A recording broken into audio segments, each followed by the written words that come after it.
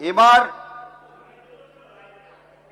অনুরোধ করছি মাননীয় শ্রী কুণাল ঘোষ, আপনার 20 মিনিট।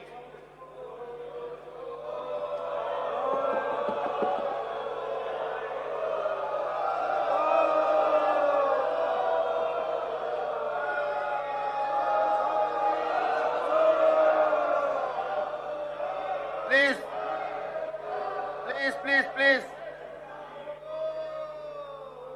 প্লিজ। আমাকে গুরুত্ব দেওয়ার জন্য আপনাদের সকলকে আন্তরিক ধন্যবাদ।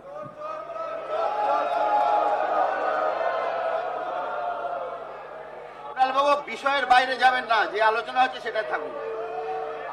আপনি স্যার ওদিকটা দেখুন। মাননীয় স্পিকার স্যার,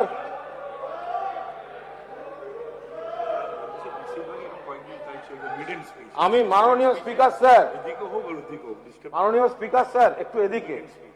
আমি অন্য বিষয়ে তুলতে চাই না, কিন্তু ওনারা যে আমায় গুরুত্ব দিচ্ছেন, আমাকে তো তাহলে নারদার ভিডিও ফুটেজের নামের তালিকাটা বলতে হয়। তাহলে বলবেন তো আপনাদের পার্টি অফিস থেকে দেখিয়েছিল, বলবেন তো?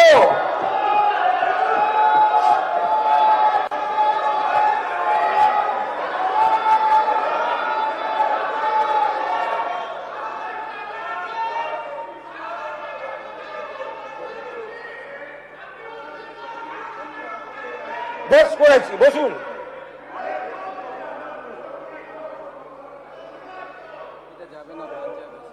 নারদার বিষয়ে উনি উল্লেখ করেছেন, এটা বাইরে চলে যাবে, এটা যুক্ত হবে না। আমি কোনো নাম উল্লেখ করিনি স্যার, আমি কোনো নাম উল্লেখ করিনি।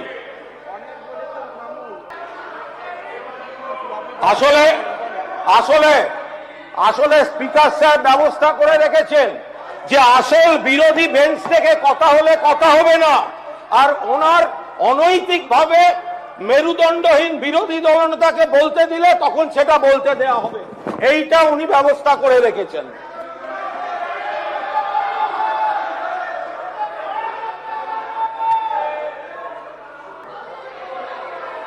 আপনি বলুন।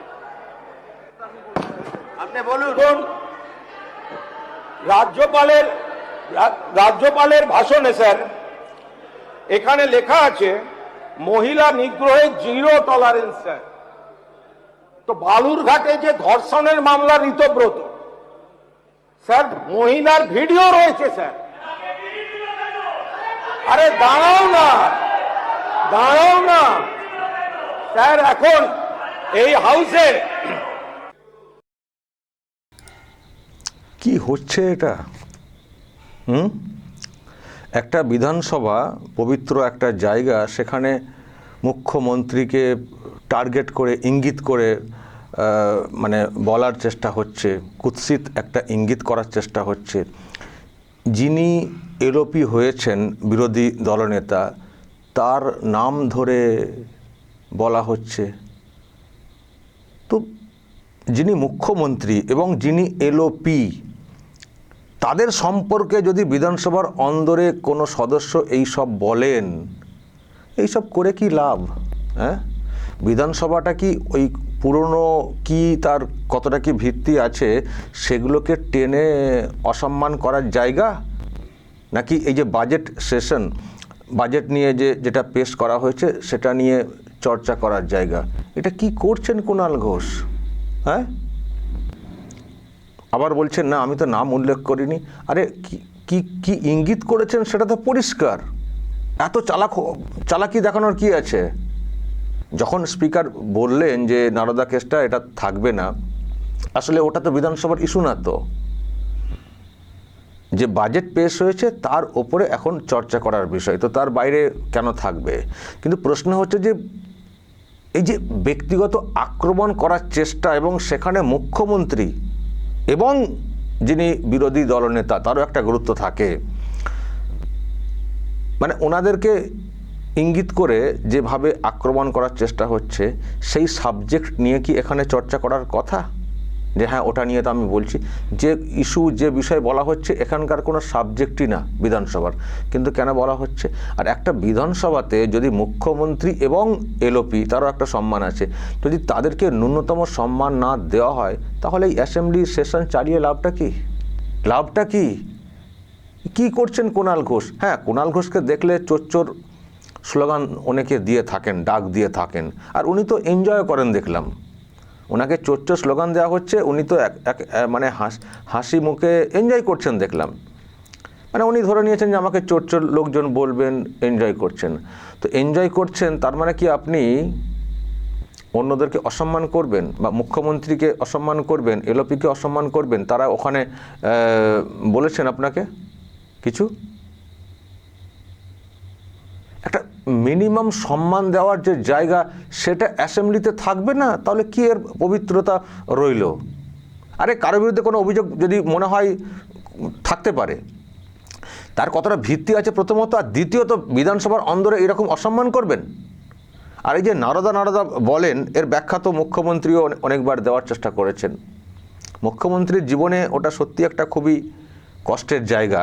আমিও যেটুকু কথা বলে বুঝেছি, ওই মানুষটি ওই 2 লাখ টাকা কার কাছ থেকে নেবেন, এত সংকট অবস্থা ওনার হয়ে যায়নি।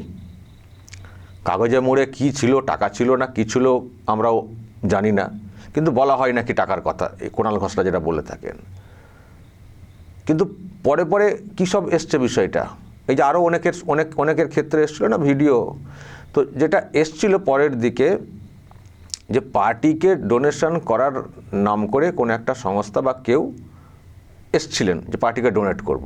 এরকম থাকে না, পার্টি যখন হয় পার্টির খরচের জন্য ডোনেশন তো নেওয়া হয়, অনেকে দিয়ে থাকেন। তো এরকম কিছু একটা ব্যাপার হয়েছিল। তো আবার বলছি, শুভেন্দু অধিকারীকে একেবারে ডিরেক্টলি টাকার নোট দিতে আমরা দেখিনি, কিন্তু বলা হয় ওই কি কাগজে মোড়া ইত্যাদি তাতে নোট ছিল, ওকে। কিন্তু যে ব্যাখ্যা পরবর্তী সময়ে এসছে সেটা তো এসছে যে পার্টি ডোনেশন। পার্টি ডোনেশনের জন্য যদি কেউ কোথাও দিয়ে থাকেন, সেটা যদি কেউ নিয়ে থাকেন শুধু ছবি উঠেছে বলে, সেটাকে নিয়ে আমি বারবার দাগবো, এবং তিনি একজন মুখ্যমন্ত্রী হয়ে গেছেন, তার মিনিমাম সম্মানটা রাখবো না, বিধানসভার অন্দরেও সেটা নিয়ে চিৎকার করব, চেঁচামেচি করব। এটা কি হচ্ছে? এটা কি হচ্ছে? কুণাল ঘোষরা কি প্রমাণ করতে পেরেছেন যে শুভেন্দু অধিকারী যে টাকাটা নিয়েছিলেন বা টাকা নিয়েছেন এবং সেটা মানে ওই রকম বেনিয়মে নিজস্ব পকেট মোটা করার জন্য এরকম কোনো বিষয় পেয়েছেন? দোষী সাব্যস্ত করতে পেরেছেন? একটা অভিযোগ আকারে এসছিল, সেই হচ্ছে ব্যাপার। তো সেটাকে নিয়ে বারবার টুকে যিনি মুখ্যমন্ত্রী হয়ে গেছেন তার সম্মানটাকে হানি করা হচ্ছে গোটা রাজ্যের বুকে, এটা কাহা তাক সহ্য করা যায়? এটা কাহা তাক সহ্য করা যায়? বলেন বাইরে, সেটাও অন্যায় করেন, আজ মুখ্যমন্ত্রীর সম্মান নিয়ে ওই রকম কথা বলা হচ্ছে, বিধানসভার অন্দরে ওই কথা ইঙ্গিত করবেন, ওই কথা বলবেন বিধানসভার অন্দরে। আর ওই নারদা কেসটা কে বা কারা করিয়েছিলেন, কী জন্য করেছিলেন, সে তো আমরা পরে পরে বুঝেছি। ওই তো ভাইপো নিজের রাস্তাটা পরিষ্কার করার জন্যে দলেরই কিছু লোককে কীভাবে দেখে দেওয়া যায় সেই চেষ্টা হয়েছিল কেডি সিংকে দিয়ে, এ তো পরে পরে এসছে। তো সেটাকে ইস্যু করে যিনি মুখ্যমন্ত্রী হয়ে গেছেন তাকে ছোট করা বিধানসভার অন্দরে, আবার বলছে নাম তো বলিনি, নাম বলেননি কিন্তু ইঙ্গিতটা পরিষ্কার। তো এটা কি করছেন? আর এদিকে এলওপি হতে পারে যে ওনার মানে ঋতব্রত ওনাদের ওই জায়গা থেকে সরে এসছেন কালীঘাট তৃণমূল থেকে, রাগ থাকতে পারে, কিন্তু রাগ থাকতে পারা মানে তাকে ধর্ষণ কাণ্ডে অভিযুক্ত, তো এই ধর্ষণ কাণ্ডে অভিযুক্ত লোকটার বিরুদ্ধে ব্যবস্থা নেননি কেন তাকে টিএমসির টিকিট দেওয়া হয়েছিল? আজকে সরে এসছেন বলে বিধানসভার অন্দরে তাকে এ করে খুব দাগছেন যে এখানে রাজ্যপাল বলেছেন নারীর সুরক্ষা, ঋতব্রত অমক করেছেন তমক করেছেন। তো এই ঋতব্রতকেই তো আপনারা নিয়েছিলেন, এখন বলছেন ভুল হয়েছিল। আর ভুল হয়েছিল, অন্যায় করেছেন, এখন এত আইনি গলাবাজি করছেন, আপনাদের কি মানে মুখ থাকার কথা না? এখন বলছেন এই করেছেন সেই করেছেন, তাহলে তার টিকিট দিয়েছিলেন কেন? আর যদি বলেন যে ভুল হয়েছিল, তাহলে ভুল করে চুপ করে বসে থাকুন। আইনি ব্যবস্থা নেওয়ার তো হাতে তো ছিল, তো আপনাদের পুলিশ তো ছিল, তো কেন ব্যবস্থা নেননি কেন? যেই সরে এসছেন একেবারে দাঁত নখ ফোটাতে শুরু করছেন, যেই সরে এসছেন শুভেন্দু অধিকারীকে ইঙ্গিত করে কথা বলতে শুরু করেছেন। আর তাও একটা মানুষ মানে মুখ্যমন্ত্রী, রাজ্যের মুখ্যমন্ত্রী, সম্মানীয় একজন ব্যক্তিত্ব, যার হাত ধরে বাংলা নতুন স্বপ্ন দেখছে এবং সেই মতো একটা সুন্দর বাজেট পেশ হয়েছে গতকালকে, তাকে ইঙ্গিত করে প্রকাশ্যে এরকম ছোট করা হচ্ছে। এবং এলওপির বিরুদ্ধে আমাদের অন্যান্য বিষয়ে প্রশ্ন রয়েছে, দল ভাঙা ইত্যাদি নিয়ে, কিন্তু তার ব্যক্তিগত চরিত্র নিয়ে একটা বিধানসভার অন্দরে যখন বারবার এইভাবে উত্থাপন করা হয়, আজকে নতুন প্রজন্মের ছেলেমেয়েরা যারা আজকে লাইভ টেলিকাস্ট দেখছে, তাদের মনে কি ধারণা তৈরি হবে যে এমন একটা বিধানসভা যেখানে মুখ্যমন্ত্রীর সম্পর্কে এরকম কথা চলছে, আর যিনি বিরোধী দলের নেতা তারও একটা আলাদা মর্যাদা আছে বিধানসভাতে, তাকে নিয়ে এরকম চলছে। তাহলে কি বিধানসভা, কি আমাদের রাজ্যের হাল? আজকে বলুন তো তাদের বিষয়ে কীরকম মানে মানে তাদের মনে কীরকম ধারণা তৈরি হচ্ছে। আর বিধানসভার যে পবিত্রতা সেটা কীভাবে হচ্ছে? বিধানসভার অন্দরে এলওপির চরিত্র নিয়ে প্রশ্ন তোলা হচ্ছে, তাকে রেপকে, আরে যে অভিযোগ আছে, কবেকার অভিযোগ, কি ভিডিও, ব্যবস্থা নেননি কেন এতদিন? তার জন্য তো আপনারা দায়ী। যদি সেই সময় ব্যবস্থা নিতেন তাহলে ঋতব্রত আজকে এলওপি হতে পারতেন না। আর আপনারা যেটা বলছেন ওই রকম লোককে এলওপি করা হয়েছে, এই সুযোগও থাকতো না। কেন দলে নিয়েছিলেন? সিপিএম তো বহিষ্কার করেছিল, কেন দলে নিয়েছিলেন? তাকে রাজ্যসভার এমপি করা, তারপর আবার টিকিট দিয়ে এখন বিধানসভার এমএলএ করা হয়েছে। এখন যেই ওখান থেকে সরে একটা জায়গায় বসেছেন, এখন সব মনে পড়ে গেছে কে কোথায় চেটেছেন। আর আপনারা কি চাটছেন? আপনার তো লজ্জা হওয়া উচিত। একটা সময় আপনি নিজে বলতেন মমতা ব্যানার্জির সম্পর্কে সব মানে সুযোগ সুবিধা নিয়েছেন, তারপরে চুরি দুর্নীতি নিয়ে আপনি তো প্রশ্ন তুলতেন। এখন তার টালির চালাতে মিশে গিয়ে এইসব করবেন, তো আপনাকে দেখে তো লোকজন তো বলবেনই। কিন্তু বলবেন বলে আপনি ওই সম্মানীয় যারা ব্যক্তি ওই বিধানসভার মধ্যে যারা রয়েছেন তাদেরকে আপনি তুচ্ছ তাচ্ছিল্য করে এরকম ইঙ্গিত করবেন, এটা কি মেনে নেওয়া যায় নাকি? আবার স্পিকারকে বলছেন ও স্যার, যেন সেই ঘরের টিউশন মাস্টার, যারা ঘরের টিউশন মাস্টার, ও স্যার এমন করে বলছেন। আবার স্পিকারকে পর্যন্ত ডাকছেন, বলছে আপনি ঠিকই করে রেখেছেন, আমাকে মানে আমাদেরকে বলতে দেবেন না, ওদেরকে বলতে দেবেন যাদেরকে বিরোধী জোর করে করা হয়েছে। মানে স্পিকারকে পর্যন্ত দেখে দিচ্ছেন। একে সেন্সার করা উচিত, যে একজন মেম্বার কি করে বিধানসভার অন্দরে মুখ্যমন্ত্রী এবং এলওপি এবং স্পিকারকে পর্যন্ত অসম্মান করেছেন। এই মানুষটিকে ওখানে আর বলতে দেওয়াটা উচিত। আমি আরও দেখছিলাম মানে ডিরেক্টলি এমএলএদেরকে ধরে ব্যক্তিগত আক্রমণ, অশোক দিন্দাকে আক্রমণ, যারা সব ওখানে আছেন ধরে আক্রমণ, পুরো সাবজেক্টের বাইরে। আরে যে বাজেট পেশ হয়েছে সেটা নিয়ে বলুন। কালকেই তো বললেন আমাদের কিছু বলার নেই, সময় দেবো, মানে এরকম বলার চেষ্টা করলেন। তো আজকে যদি কিছু বলার থাকে বলুন। উনি এসছেন, যাকে দেখলেই লোকে বলেন চোর বলেন। আপনি বলতে শুরু করে দিলে তো সবাই চুপ করে যাবেন। আপনি আমার বক্তব্য রাখতে শুরু করে দিলে সবাই তো চুপ করে যাবেন। বা যদি মনে হয় অমুকজন জোরে বলছেন, ঠিক আছে, তার বিরুদ্ধে স্পিকারকে কমপ্লেন করুন না।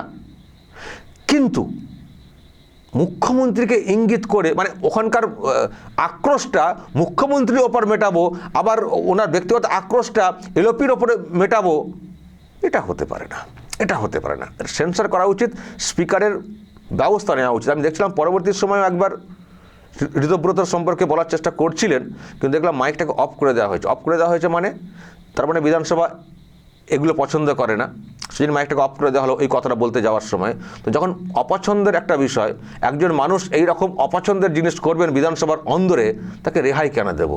শুধু মাইকটা অফ করে দিলেই হয়ে যাবে? কড়া ব্যবস্থা নিতে হবে না? কুণাল ঘোষকে সেন্সার করা উচিত, এটা বলতে পারি। সাসপেন্ড করলে আরও বেটার হয়, কারণ এই রকম লোক বিধানসভায় থাকলে আজকে যা দেখলাম ওনার ভাষণ পর্বে, অত্যন্ত কুৎসিত লেগেছে বিধানসভার দৃশ্যটা। দর্শক বলবেন যদি কিছু বলার থাকে, যা বলার বলবেন এবং নজর রাখবেন আরামবাগ টিভিতে।